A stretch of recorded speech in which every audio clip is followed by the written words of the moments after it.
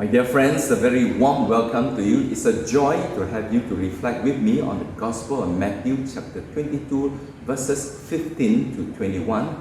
And the theme is the image of God in everyone. When I was a novice, our master of novices spoke to us about proper dressing at meal times. He said, "Fellas, you got to look good. Wearing shorts at lunch or dinner was a no-go." As Jesuits, we were expected to be presentable and to project a good image to others. Image, as translated from the Hebrew word tselem, means shape, resemblance, or shadow. From Genesis, then God said, "Let us make mankind in our image, tselem, and in our likeness, so that they may rule over the fish in the sea, the birds in the sky, and over the livestock." Reflecting His image, we are called to participate in the life of God, in how we care for His creations, especially in ensuring and upholding the dignity of human life. From the moment of our birth, God has stamped something of His divine image in us. Being created in God's image indicates that we have a special spiritual quality, a quality that is similar to and reflects the essence of God, a God who loves to create and creates out of love. The image of God is not just something we possess. The image of God is what we are. What has this got to do with our gospel for this week? The early Jews did not accept the worship of the Roman gods, as they believed in the one God of Abraham, Isaac, and Jacob. So they resisted paying taxes to Caesar. Tax evasion, even then, was a criminal offense. And so when the elders and chief priests asked Jesus if they should pay taxes to Caesar, they were hoping to use his answer against him. But Jesus knew what they were up to. So he answered their question with another question.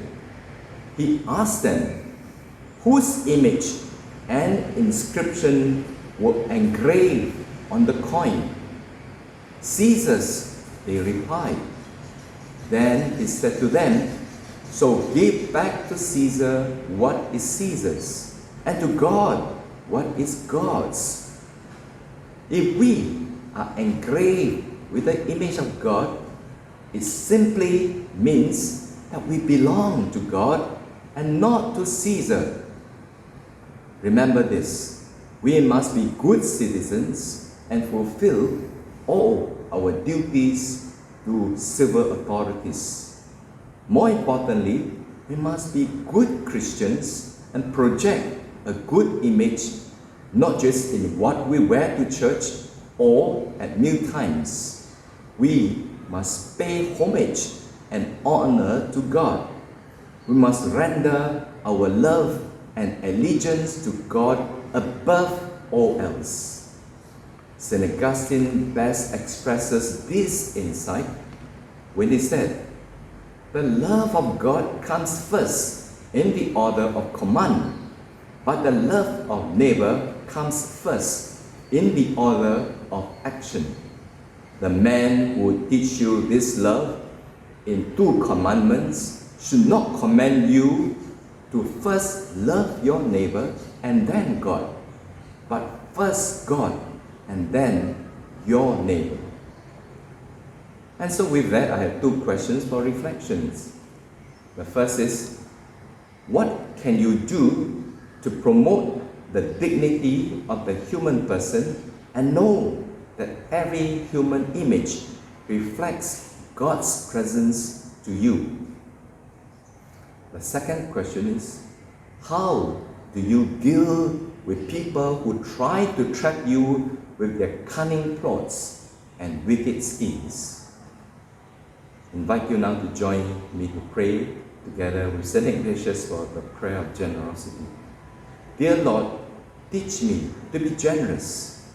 Teach me to serve you as you deserve, to give and not to count the cost, to fight and not to heed the wounds, to toil and not to seek for rest, to labor and not to ask for reward, save that knowing that I do your holy will. Amen.